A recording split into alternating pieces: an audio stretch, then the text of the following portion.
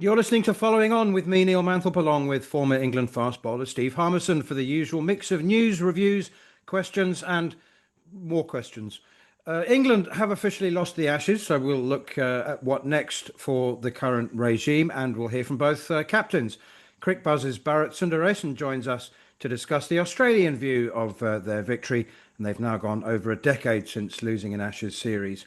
We will question Brendon McCullum's future as England Test head coach, round up the week's other stories, and of course, we'll bring you the final word. So, as usual, there's plenty to come over the next hour. This is Following On.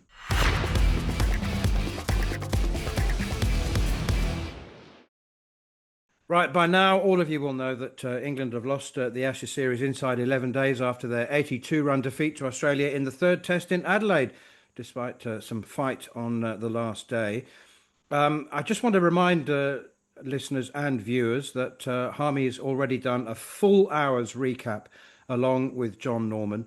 So if you want to hear his forthright views, then make sure you listen to Following On Ashes Inquest with John Norman and Harmy. It's on the Following On podcast feed. But now, before we hear from you, Harmy, let's hear from England captain Ben Stokes, who did say that there was plenty to build on after a much improved performance this week.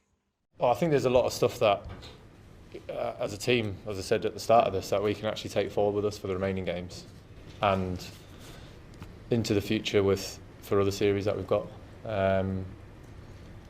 So obviously it's pretty emotional time for me in the dressing room and the guys, players, management, backroom staff. But yeah, when we sort of, get ourselves together and, speak about the game and, what we need to do in the remaining games here, I think we will take a lot out of this game and sort of go, this is how we can, maybe apply ourselves to give us a better chance of being a much more consistent cricket team. That's England captain Ben Stokes. We've been instructed to look ahead, Harmy. Yeah, we have, but I need to come on the back of that. Ben Stokes said there's a lot more positives than negatives in that performance. And he's right, there are some good things that did happen. But England were 160 for 8, 190 for 5, first and second innings. Not winning test matches in Australia with them numbers, no matter how positive and negative you want. Your bowlers with the bat, captain stood up like he always does, and bowlers with the bat got them in a position to have a contest in a game of cricket.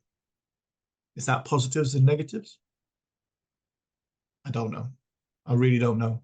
It just continues the narrative of what's been said, what's been the way the performance has gone. Saying there's more positives and negatives.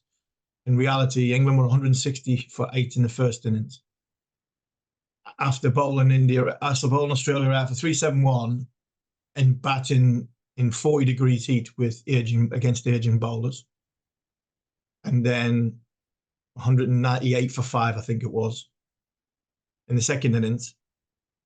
And they got themselves within 82 runs because numbers 8, 9, 10, 11 got themselves in a position to put up a real big fight. Lost the Ashes 3-0. Positives out of that? I don't know. Move on. Yeah. Let's move on. Can you imagine Joe Root and Ben Stokes finishing their careers without a single test win in Australia? This is Root's 4th Ashes tour of Australia. It's Ben Stokes' 3rd. Neither of them has won a single test match.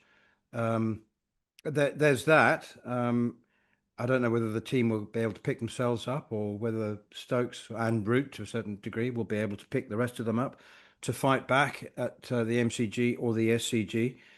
Does the World Test Championship mean anything to England? I think I know the answer to that, unfortunately. See, if it was another team, they'd be going, there are World Test Championship points to fight for. No game. The Ashes may be gone, but, we still fight for a place in the World Test Championship final at Lord's in 2027.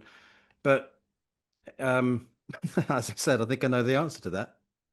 Yeah, I mean, the World Test Championship has been, I think it's been discarded nearly as much as what county cricket's been discarded from the management of this team. They've got no real interest. There are huge flaws in that World Test Championship, so I can understand some of the arguments that they have. But Australia and India, two of the powerhouses, two of the three powerhouses in world cricket, seem to take it seriously and want to fight for every chance to get to that World Test Championship final. And it's significant and it means something, where we don't really look at that. So Zach Crawley said if we can get back and lose 3-2, it's not been a bad result. This team's a long way from losing 3-2. It really is. And the look on Ben's face at the end, the look on the likes of Joe, who's been there before. Like I said in the wrap ups that we've had, I really like to know, and you'll never ever find this out until maybe they're in their 50s and 60s, what really is happening, what really is going inside Joe Root's head when the lights are off and the door's closed. Because I mean, some of the stuff that he's gone through, he's been in charge, he's seeing what's happening. Joe Root, yes, I mean, he hasn't had a great record in Australia. Still the best player that we've ever had. And I'm sure Joe Root's gone to Australia this time thinking we've got a chance. Sure, Ben Stokes has. I know for a fact Ben Stokes has, because that's where he is. So to be in this position, it must be tough. It is tough because I've been there before. But where they go from now is they've got to try and pick themselves up to get through that Christmas and New Year period, because you've been there, Manners, many times before on Ashes tours, on South African tours. This Christmas and New Year period is the toughest. This is tougher than the first three test matches because there's a lot more variables to come up. The crowds are bigger. You know, the cities are more populated when you get there. You know, getting around. You've got Christmas coming, so the families are involved. All the group gets more fraction because you are distanced a little bit from the group once the playing hours are finished, because you've got your families there. And then you put Christmas Day involved, and then you've got the New Year, all that stuff that comes into it. It's sometimes a welcome distraction, but sometimes it's even more dangerous to a sort of team ethos, because you are not sort of having these conversations about how we're going to put it right. It might work in their favour, it might not, but it does look as though England are getting back to 3-2 could be a monumental challenge off the back of what we're seeing so far.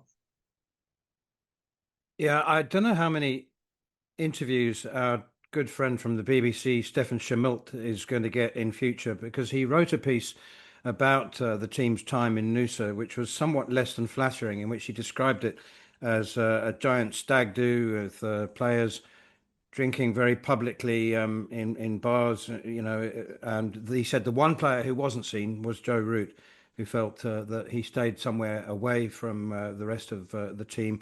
But, you know, part of me sort of thinks, well, good for them. I mean, there's nothing worse than the concept of sitting in your room having a beer because you don't want to be seen. You're seen in public having a beer, but apparently it went a little bit further than that. But I don't want to get you to comment on that, because I think everybody knows what you think and I think. I wanted to ask you, what's the difference, Harmy, between picking a part-time spinner to bat at number 8 and expecting, I don't know what they were expecting, but he went for 100 in both innings in Adelaide, and that's no criticism of Will Jacks, and he tried his best. He batted with great conviction, but now they're going to put. Look, I know he's not a part-time batsman, but he hasn't got a grown-up 100, and Jacob Bethel's going to bat 3. I mean, what's the difference between picking Jacks to be your spinner and Bethel to be your number 3? He might be your number 3 in a couple of years' time, but you know what? And I think now going to throw Shoaib Bashir to the Wolves, 3-0 down. The Australian batsman will smash him now that the series is dead. Yeah, I mean, it is. They've got some huge headaches and dilemmas. Yes, the series is dead, but the damage that could be inflicted on some younger players going into the last 2 test matches, and McCullum and Stokes and the management hierarchy might be saying, yes, this could be a great test of their characters, and it could be. But at the end of the day, Will Jacks, I feel for Will Jacks, I really do, because he is a part-time spin bowler. You know, he's an IPL winner. He's a white ball specialist who gives it a good nudge at the top of the order. You know, England have even in international white ball cricket, he is a 1-2-3 of T20 50 over format for Surrey and for, you know, the Oval Invincibles and RCB and whoever else he plays for around. And then even England picked him in the recent white ball series and batted at number 7. So they see things completely different to what, you know, other people see the skill sets of Will Jacks. I mean, I'm sitting thinking, you know what, going forward, talk to John Norman after the test match.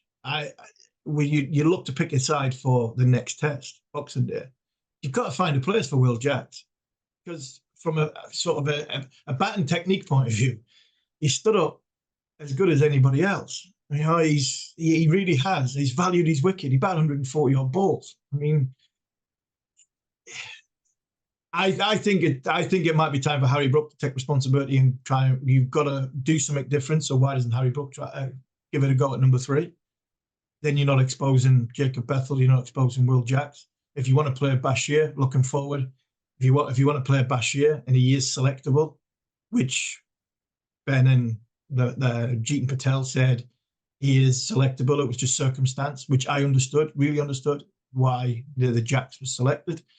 But if they get to Melbourne and Bashir plays, they've got to find a way of keeping Jacks in the team, and that because his batting technique, he's valued off stump, he's valued his wicket, he showed his fighting qualities a lot better than some of our other players. So for me, Brook, you have the conversation with Brook, your vice captain. We need somebody to bat 3 because Ollie can't. We need to leave Ollie out, and England might have to go right. Brook at 3, Stokes at 5, Jacks at 6. Or Bethel at 6 to get Bashir in the team with 3 quicks. Question mark on Ben's body, so that will deter whether your 3 quicks has Jofra Archer in it. I'd love Jofra to play. He is our spearhead. He is the one that start of innings has been very, very good. He's got a 5 foot, but all of a sudden, if you've got Bashir in the team, you've got Stokes in the team. We've seen Archer towards the end of Deer's players when we've asked a lot of them at the start.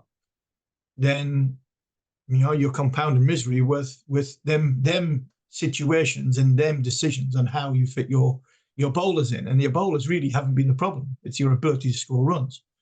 But these are the conversations that England are going to have going into Melbourne. Do you pick 3 durable bowlers who are going to run up and bowl overs from 1 to 20 with the same sort of velocity rather than, you know, 6 or 7 at the start and powder puff at the end? England have got a lot of problems when it comes to selecting their next team. Absolutely. You know, I just wanted to reflect on the fact that one of the biggest disappointments of England's overall performance is that the spotlight hasn't been shone sufficiently on Archer. I mean, you know, what were the odds on him playing 3 tests in a row before the series started? And he's really performed, and he's not been protected from workload. He's bowled the most overs. He's done everything that he possibly could, and I it's understandable that, you know, people haven't written pieces on how well Jofra Archer's done because, you know, the team is being flogged, but he's done brilliantly. And the final question, just very quickly, is I think you've just answered it. You said you'd like to see him play in Melbourne. So Gus Atkinson in? No? Yes? Yeah, I mean, I said it, I'm probably one of the only ones that said at the start, I can see Archer playing 4, possibly 5 test matches. I said this before the series started because I think Jofra wants to play 4 or 5 test matches. I think Jofra is fit.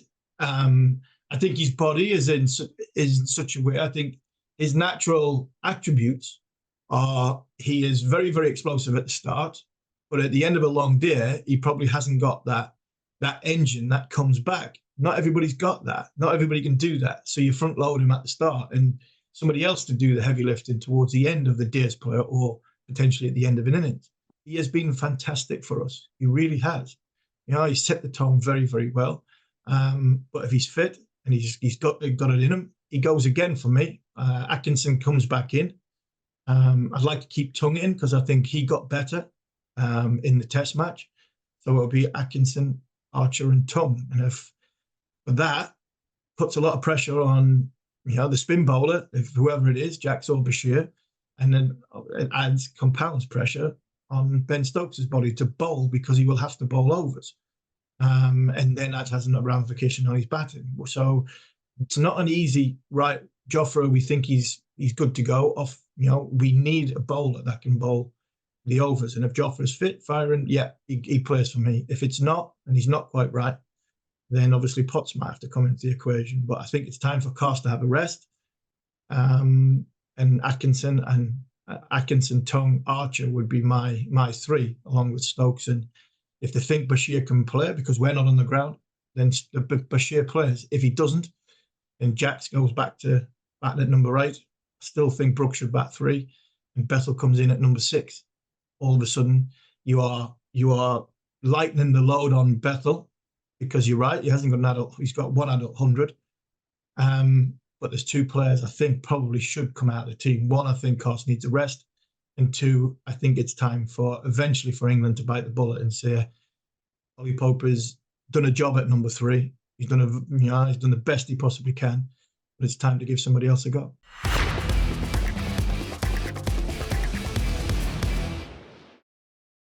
Let's get the Australian point of view, as we promised at the top of the show.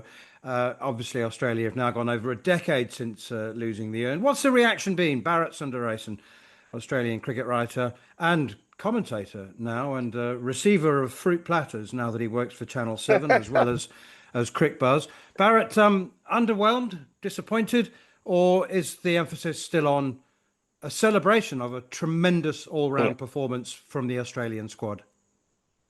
No, firstly, celebration manners. I think the fact that this Australian team, despite missing so many key players at key moments, have found a way, and they've stuck to their hardcore Australian way of playing Australian Test cricket on Australian soil to beat the English and to go 3-0 up. Like Pat Cummins said, that's what they wanted to do. I mean, yes, from this point on, all the focus will shift to the whitewash, and it'll move from beating England to humiliating them. That's just how it works here in Australia. But for now, it's just a celebration of a team which has been through a lot. The average age has been discussed a lot over the last few months, and they are well into their 30s, and it's a different kind of celebration. Yes, they had the team song. Yes, Nathan Lyon came there, threw his crutches away, and leaned in for True Blue before Alex Carey rang up, kicked off this team song. But a lot of kids around, a lot of families around. But a bit underwhelming for sure. I mean, it would have been even sweeter if this was Bazball that Australia had beaten. This was just yet another English team that they've seen before. Yeah, I mean, there's been a lot said, hasn't there, Bharat, before the contest. And it wasn't really a contest, was it? It was, like you said, it was a similar outcome to what Ashes in Australia has been like. But is that because of the way I think Australia prepared for it, and their key men, their experienced men who've been there before, just nailed their skill sets and nailed the simple things? And probably the prime example would be Alex Carey. Yeah, exactly. And Harmy, I think Mitchell Starc set the tone on day 1, and then Travis Head played that innings on day 2, and almost just on that, from the moment Travis Head's music played in Perth on the second evening, the series pretty much was over, it feels like, when you look back. And Alex Carey is just, he's played all 46 tests since he made his debut in the last Ashes series when England were here 4 years ago. And he's just gotten better and better and better. He doesn't make a lot of noise. He rarely likes to talk about himself. Even after he received the Player of the Match award in front of his home crowd, in front of his family in Adelaide, it was all about everyone else. And when you compare that to all this noise around England, and that's what I think from an Australian fan perspective, it's disappointing. I think the analogy I used the other day was they promised this amusement park with death-defying, thrill-seeking rides. In the end, it was just a Ferris wheel, really, which is just going slowly. There was nothing different to what other English teams have done before. And Australia just did what Australia do. Let's just slip in a quote from Pat Cummins here. This is him talking about England's approach during the first three tests. they seem to have changed their style quite a bit, game to game. I think that can happen in overseas conditions. You're always trying to fight for a method that works. Day 2 I thought was surprising. It was 40 odd degrees. It was hot. It was a very flat wicket, and they shut up shop there for half of the day, which I was pretty happy with. So who knows? I'm sure they'll talk about it and come at us, with different plans for Melbourne and Sydney.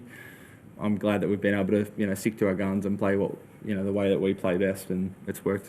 As Australian captain Pat Cummins, he's very clever. He's very, very smart with his comments.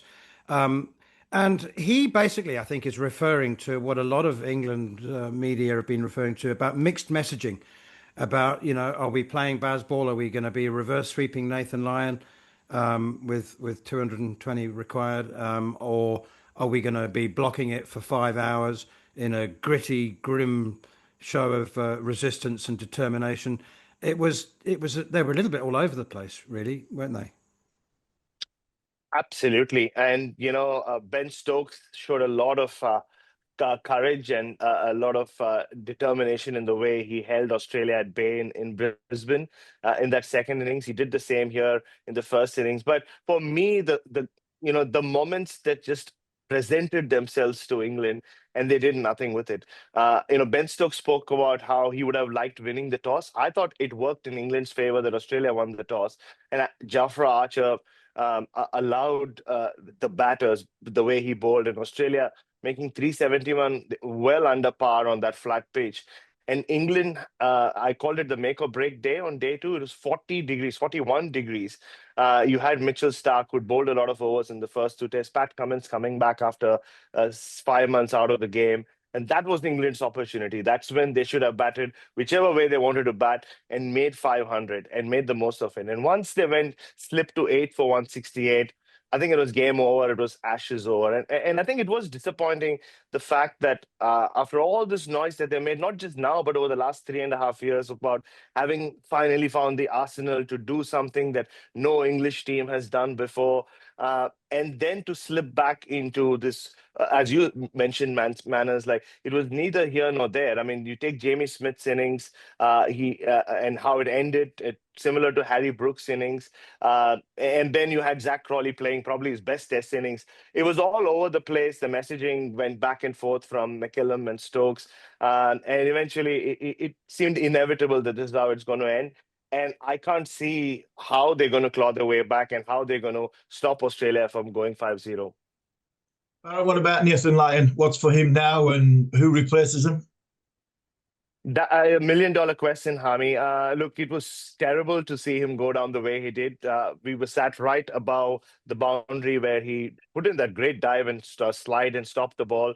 But, concerning memories of Lords, just the way his hands went to his head was very similar to the way he reacted after his calf was blown, 2.5 years ago. So he's ruled out. The options are Matthew Kuhnemann, left-arm spinner. Australia don't like to go the left-arm spin option as the primary spinner. Todd Murphy, who's played a few test matches, but seems to have dropped a bit under, below the pecking order. My pick would be Corey Roccacelli. He's been the most prolific finger spinner in Australia in the last couple of years. He's tall and he bowls like Nathan Lyon, and he's quite the character. Pat Cummins definitely out of Boxing Day? I think so. I know he has ruled himself out, and there's every chance he doesn't play Sydney either, man. As he'll see how the next test match goes. But the way his body is, I mean, at some levels he might think like, why do I need to play against this English team? And put his body on the line. He spoke a few times about how his job was done in a way that he wanted to win this Ashes. He wanted to win 3 test matches, whether it was 3-0 or 3-2. Mitchell Starc said something very different. He said, no, the job's not done. We want to go 5-0. But yeah, Pat Cummins, he will miss Melbourne. I wouldn't be surprised if he misses Sydney as well. And they have so many options now. Jai Richardson looks like he can play a test match anytime now. He hasn't been throwing too well, so he hasn't recovered completely. I wouldn't be surprised if you see a bit of Jai Richardson, and they always have Doggett or Nisa to go back to. And what about 2027? Can this, bowling lineup, can they last that long? Mitchell Starc for sure wants it, Harmy. That's why he's not retired from one-day cricket either. He wants to do the big 2027 run from 5 tests in India, 5 tests in England, potentially another World Test Championship final, and that 50-over World Cup in South Africa. And the way his body is going, the fact that he averaged 146 kph in 41-degree heat at 35, 36 is just insane how he seems to be getting fitter and stronger and quicker. Pat Cummins will definitely be there. Josh Hazlewood is the big question mark. You feel for him. Is this the 4th straight summer that he has barely featured in the Test summer? So, but Nathan Lyon, well, the last time he got injured at Lord's, he said it extended his career. Maybe this will do the same for him, but they'll need him. They'll want him, and he's hungry to be part of an Ashes winning series in England. Bharat, we've come a long way, and nobody's happier than me to see you in such great demand, my friend.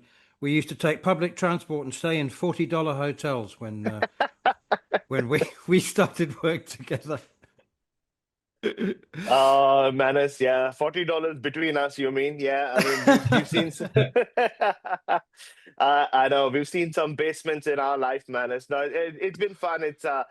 Honestly, you feel a little deflated as a journalist as well. There was so much excitement, and you wonder if you also ended up, taking a sip of that Kool-Aid that everybody else was in England, that this was their best chance. They've had opportunities, but when you look at it, from a wider lens, they look like any team over the years who comes to Australia, takes a while to get used to the conditions, and by the time they do, the series is over, and that's where we stand now.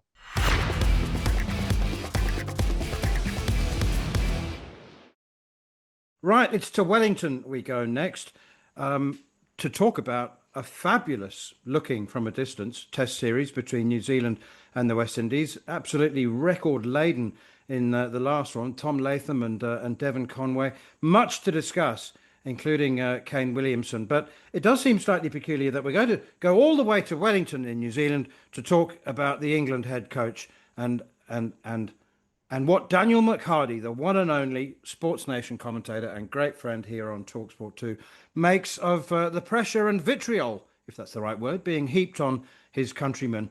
Dan, let's start. If you'll forgive us, you've just been commentating on a understandable Test series. But yeah, tell us what New Zealanders are making of Brendon McCullum and England's demise.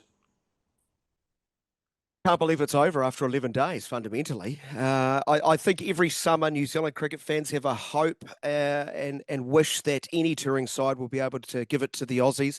We have a golden rule in New Zealand, one ABA, anyone but Australia. And there was a lot of excitement around this series. I think over the course of maybe the last 18 months, 2 years, growing suspicion whether or not, quote unquote, Bazball would work in Australia. That has ultimately been proven to be the case. And I think, and you guys might agree or disagree with this, I think New Zealand fans got even more suspicious when England came here. Oh no, ultimately they won the Test series 2-1, but I think at every test they were 4 for 40 or 70. And the question was against a raucous Australian bowling lineup, whether or not they'd be able to handle the heat. I think Will O'Rourke bowling at Seddon Park was akin to what England were likely to face. They didn't handle him well there. So, yeah, hugely disappointed that the series is over. Of course, there are some sort of national loyalties, but I'm sure the vitriol is very strong. But they've failed at every test, haven't they? Australia's, lost 13 test matches in 15 years in Australia. It's extraordinary. England won 3 of those. 2010-11. What happened in those series, guys? You batted close to 2 days and got 500-600, and multiple players stood up and scored massive hundreds. That has not happened. The other teams that have won in Australia, some version of Philander, Steyn, Morkel, Philander, Steyn, Rabada. Manners, I hope I got that correct. But again, Hashim Amla and AB de Villiers got massive hundreds.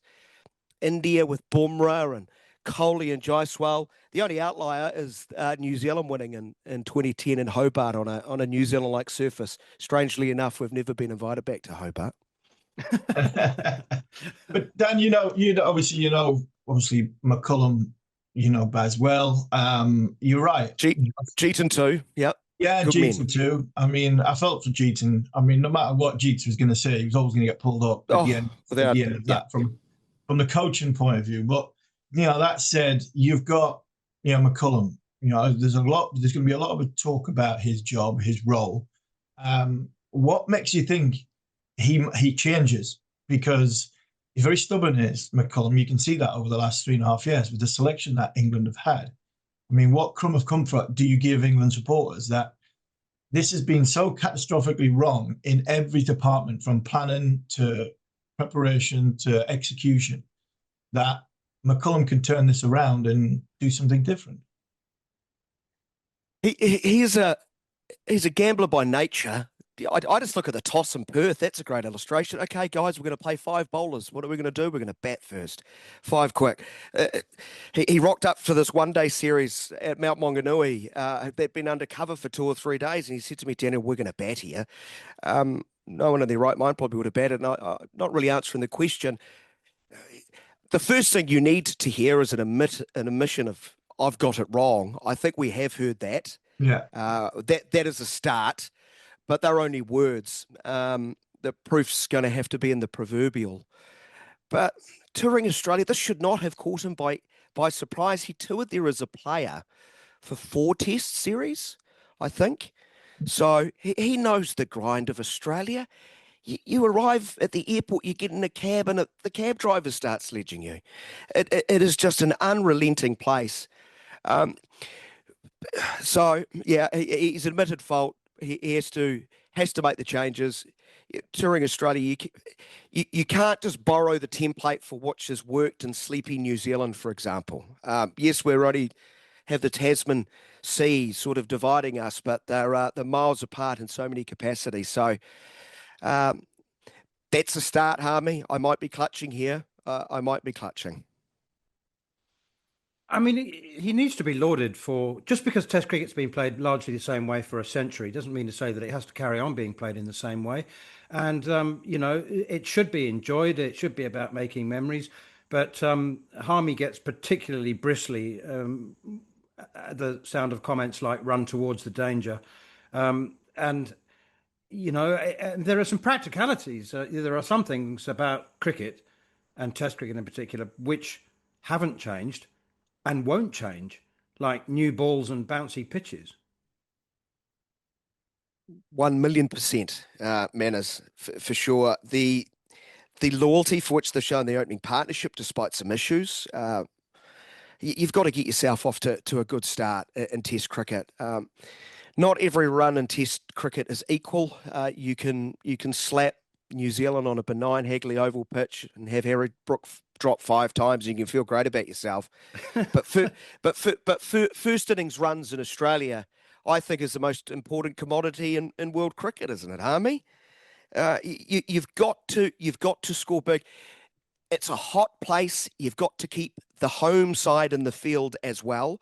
Why? Because you want them to have to back up and get miles in the legs like 2010 and 2011. So, yeah, hubris, it's probably a nice way to describe it, but also ultimately it just can't rest at the shoulders and feet of the coach. Like, is Ben Duckett hitting a 4 and then getting out second ball on the coach? There has to be some accountability. I can quibble more about selection. You've invested so much in Shoaib Bashir to cast him aside when, in all the years that I've watched cricket, a spinner is mightily important in Australia. I often trot the stat out that since Nathan Lyon started playing Test cricket, he averages 31 at home. All touring spinners average over 60. It's the frontline 3 get all the headlines in a lot of ways, but why? Because they got an off spinner who can attack, control an end, and rest. So I don't know why you discard Bashir for a bits and bobs cricketer. That's something that's generally batting at number 7 in New Zealand's Test lineup.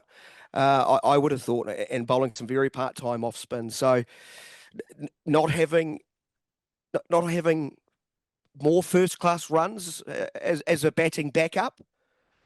Players looked out of form, so they're very much culpable for the makeup of that squad. the hubris they've shown in sticking with them, but also you can't just point the finger solely. I think then there's probably a lot of pointing to go around the room, captain included. Yeah, I agree. I don't think it is solely on McCullum. I think he's brainwashed some of the batters. I think he's brainwashed a lot of the player. Even in the hierarchy on how we're going to play, and the players aren't as good as what Baz McCullum was. They haven't got the temperament that Baz McCullum was. They haven't got the skill sets that Baz McCullum was. And I think that for me is some part of the problem. When you look at the way this England side have spoke, a lot like Baz McCullum.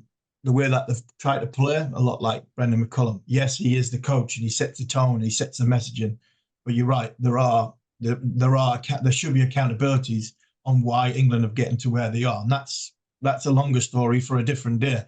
And you've been doing New Zealand West Indies, which seems to have been a fantastic Test match series, Dan. Have you enjoyed that Test match? Because the first Test match was unbelievable from a rearguard effort from the West Indies, and then your boys have been in the runs again. Yeah. Before I get on to that, I don't want this to come across that I don't have any admiration for Brendon McCullum. I do. His legacy in New Zealand cricket is locked in there, and I do think one of the most influential white ball figures in maybe the history of the game. I think I can make a decent argument for that. But to this Test series, very old-fashioned, Harmy. Very old-fashioned. We got to the last session on the last day, 2 out of 3 Test matches. Quite extraordinary. The West Indies arrived here, dreadful batting form. They nearly broke the record for the lowest Test score in the history of the game, scraping past 26. Thanks, West Indies. We still own that. And I think New Zealand cricket fans thought it was going to be 3-0, utter whitewash, get them out of the way, focus on the bigger fish ahead, including touring England, hosting India, and then Australia. How's that for a lineup of Test matches in the next 12 months for New Zealand? But credit the West Indies. They got a lucky break or two because the New Zealand bowlers continued to break. We are very deep on the depth chart. Michael Ray called in for the second Test. He'd be about the 11th or 12th ranked fast bowler. Henry gets injured in the first Test. Nathan Smith gets injured in the first Test. But Justin Graves, my lord, what a 200 obdurate, fighting. If you like a classical forward defence, hopefully someone does a montage, because the guy didn't even play and miss, let alone give a chance. And I thought, considering they'd been bowled out, I think 10 times in 14 innings for under 200, they would wave the white flag. They didn't. So full credit to them on that front. Even in Wellington, on a typically sort of spicy basin reserve wicket where there's lateral movement and plenty of pace and bounce, they handled themselves really well for 2 days. But as Darren Sammy will tell you, the inconsistencies are still there. The wild fluctuations are there. And when it goes bad, it goes really bad. Maybe not losing the Ashes in 11 days bad, but they capitulated in Wellington. But here, I'm actually in the sunny Mount Maunganui. We've just seen the third Test wrap up. They fought bravely, but very strange Test match. A captain won the toss and batted in New Zealand. We didn't know what to think. And then we saw an opening partnership of 323 as Conway and Latham nearly batted the entire day. The West Indies fought well, and by day 3, everyone was complaining that this is a terrible Test wicket, that there's nothing in it for the bowlers. But ultimately, it proved to be very unusual as we got Perth-like cracking, plates all over the playing surface. I could have lifted one off and had dinner off it tonight, such were the gaps in them. And that brought in a specialist spinner, Ajaz Patel, who, gentlemen, I think ends probably the coolest Test stat that in New Zealand cricket. 85 Test wickets he had before this Test, 0 at home. Never taken a Test wicket at home. Now he's got a few, and he and Jacob Duffy, who, in all likelihood, if everyone's fit and available, probably won't be in the New Zealand team for the next Test. Finally, Dan, because we need to let you go before the restaurants close in Mount Maunganui. Two points. Will Kane Williamson be given special dispensation? I know that he wouldn't want it, but he's juggling his international career with his young family, and the rest of the world wants to see him carrying on playing Test matches. So how do you foresee his eventual departure? And it looks like the NZ20 is tearing the country apart. Let me give you some advice from a South African point of view. Roll over and let the IPL tickle your tummy. Well, I think now the former, he's still current New Zealand cricket CEO, did not do that, and that might have ultimately cost him the support of all the stakeholders in the game. This is a very divisive story that's rumbling around. I spoke to the spokesperson of the head of the New Zealand 20, and he tells me at face value that they are going to now follow the recommendation of New Zealand Cricket, who will go to Deloitte, who I think were involved in U100 and maybe the SA20 of what is the best way forward as far as our T20 game. Is it private equity, private investment, to do what private investment probably will want to do in an isolated window, likely in January, the heart of our summer? But I think Scott Wienik, who will soon be former New Zealand Cricket CEO, who's fallen on his sword this week because of all these ructions, he seemingly is pushing for a New Zealand side in the Big Bash. We've got that with rugby league, with football, Super Rugby. There's been Trans-Tasman competitions. I think both are very worthwhile discussion points. The cynic in me, and you guys have been around me long enough to know there's a big cynic in there, will believe that the Players Association will probably ultimately have the deciding vote. And we all know what the players like, which are bigger checks. And Kane Williamson, quickly. We had the annual Kane Williamson State of the Nation appearance as media conference yesterday. He fronted. We're quite surprised. He spent 20 minutes with us. Special dispensations, the way you framed it, he kind of already has that, man. He's no longer on a central contract. He's on a part-time contract. He's retired from T20 cricket. In his own words, series by series is how he described it, for all the reasons you've wrapped around. Young family, wants the luxury of being able to pick and choose. Who can blame him? He's been an amazing servant since 2010 when he debuted. But New Zealand cricket fans and the purist fan, the Test cricket fans, are desperate for him to give New Zealand 14 more months. They just do. They will hide under their pillow and under their blanket if he decides to walk away with England, India and Australia on the horizon. But I would not blame him if he chooses to walk away. You know what, Manners? If there is a 2-line press release tomorrow from New Zealand Cricket, from Kane Williamson saying, thanks for the memories, I'm done, it would not surprise me. He's not the type of guy to announce, I need a farewell tour, so on and so forth. So if I'm a betting man, it certainly was his last test at his home venue, Bay Oval, unless India like the look of those plates that I talk about and demand a test being played here in October, November next season. So nothing is for certain, and as I have been telling anyone on our radio station, just enjoy them while you have them.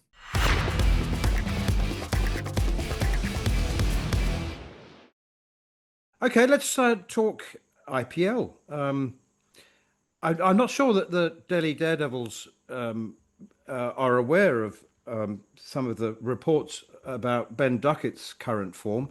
There's a number of people who said that he looks absolutely shot. Anyway, they've bought him. So the Delhi Daredevils have got Ben Duckett. Let's hope they get the best of him. I mean, I'm sure he will return to form, but he does look a little nonplussed at the moment. Jordan Cox and Luke Wood have both been signed by reigning champions RCB. Tom Banton is going to Gujarat Titans. And our friend Liam Livingston is going to be a Sunrisers Hyderabad man. They're the headline signings from an English perspective, Harmy. The number of players didn't enter the auction, of course, like Joe Root and Ben Stokes. Yeah, there's a few looked out of the auction. There's a few obviously not allowed in the auction. Yes. There's a few injured as well. Obviously, Mark Wood's not fit. The Liam Livingston one will raise the eyebrows because of the size of the feet. It was a good payday for Liam. And Duckett just needs to get a wicket that don't bounce. I mean, that's it. You know, we'd be fine in India, no problem whatsoever. I've got no issue that back in England, away from Brisbane and Perth, ball bouncing. not so much in Adelaide, because I think there was a little bit of a sort of scrambled brain in that last Test match. But when the ball's not bouncing, I think Ben Duckett will go back to being that, the player that doesn't leave many balls, scores quickly through, cover point region, and not all will be forgotten, but it'll be a lot easier for Ben Duckett to go back to his batting best. Nice to see the white ball team of potential World Cup stars that we are hoping for in India and Sri Lanka. They're going to get rewarded, and you look at the England side going into that World T20. It's a strong side. It's a side that should get to the semi-finals, if not the final, and one of the favourites behind India. And a lot of our players are getting picked up, which is very, very good. Butler's in there, Archer's in there as well, isn't he? So I think they were all retained. So I don't think there was any surprises. I think it was just a case of the lads that we would expect to be in there were going to be in there. They would just move them around the sort of the chessboard a little piece, and they've all got different colours on now. Okay, a little bit of yes, you're right. You look at some of the big name Indian players. They've played for 7 franchises. It's completely bonkers. I find it very hard to keep up with. Anyway, one of the most consistent seam bowlers in English county cricket over the last 5 years is Mohammad Abbas, and he's just about to go to his 3rd county. That's also slightly perplexing. Just a metronomic wicket taker. And apparently there was interest from a couple of Division 1 counties, but it's actually Derbyshire who've managed to sign him on a 2-year deal. Mickey Arthur, I think, has his fingerprints all over that. And Derbyshire are making progress. They were bottom of the table Mickey's first 2 seasons, bottom of Division 2. And, they were fighting for a promotion place last summer. Maybe Mohammad Abbas will make the difference. And also Rian Ahmed has signed for Birmingham Phoenix for next year's 100. Yeah, good for Rian. He's a Midlands boy. That's a good signing for Birmingham Phoenix. And it's good for English cricket as well to get him, because I think hopefully you'll get prominent bat, prominent bowl. We are eventually going to have to replace Adil Rashid. And it looks like Rian is the one. He got an injury with the Lions, which didn't help his development, because I think it would have been good for him to be out here and bowl out here. And to be fair, he might have been involved with the first team, the England team, coming into Christmas time if he had been fit. Derbyshire are normally sending players 2 knots, but we're going to get one back this time. But unfortunately, normally it's the 17, 18-year-olds that's going the opposite way. And Mohammad Abbas, yes, he might be getting on a bit. Yes, he's going to work with Mickey Arthur, where they've got a close relationship, and that for me is a very, very good signing. Because trying to get into that division. That Division 2 is going to be very, very strong this year. Very, very strong. I know Anderson's captain in Lancashire. Durham are in there. Middlesex are in there. There's some very, very big teams in that 2nd division. And I think listening to Darren Lehman, I don't know if you heard them comments this week. Yeah. I don't want to I've already put my foot in it about the sort of selectors bit, and he had a very, very strong opinion on the selectors view. But he was talking about English pitches, saying about the flat pitches in Division 1 and more result pitches in Division 2, because teams are trying to get out of there. With the way English cricket is structured at this moment in time, teams will be desperate to get out of that Division 2, and that's a very, very good signing for Derbyshire. Right. India's selectors have broken all sorts of records. We're used to them hosting ICC events and World Cups and announcing the fixture list a month before the tournament starts. This time they've announced their squad for the T20 World Cup almost 6 weeks before the tournament begins. And interestingly, they persevered with Shubman Gill, who looked like a square peg in a round hole for throughout the series. They persisted with him at the top of the order. He just, that he is the Test captain. And then just before they announced the squad, they jettisoned him. So no Shubman Gill. They went for Ishan Kishan instead. I suppose anyway, they're very, very strong side. Kuldeep Yadav, Varun Chakravarti, the 2 wrist spinners, Abhishek Sharma, has a career strike rate of 170 in T20 internationals. That looks. Rinku Singh is also recalled, having not featured in the 5-match series against South Africa. But really, Hardik Pandya. That looks like an eye-wateringly strong squad, doesn't it? It does look like an eye-wateringly strong squad, and I think they might have gone early to say to the rest of the world, beat that, just beat that. I mean, there you go. There's 15 names. Beat that. But you know what? I think England's best 11 against India's best 11 in T20 cricket. I think there's a game on. I really do think there's a game on. I think England have got a fantastic side, even in Indian conditions. You know, we're playing in their back garden. I still think England have got as good a chance as anybody else around the world to give India a game. I really do. You know, with the power that we've got at the top, got to keep Archer fit. You know, with the point of difference, Adil Rashid is massive for us. I still think we've got 6 hitters, and I think we've got 11 players that could go out on a one-off game, knockout stage, semi-final, final. Pressure on India, to England to upset it. I really do. You've been listening to Following On with me, Neil Manthorp, alongside former England fast bowler Steve Harmison. We'll be back after the Boxing Day Test match next week to look back at all the action from the MCG and to look ahead to what's to come in 2026. But for now, you've been listening to Following On, and we all wish you a very Merry Christmas or just happy holidays.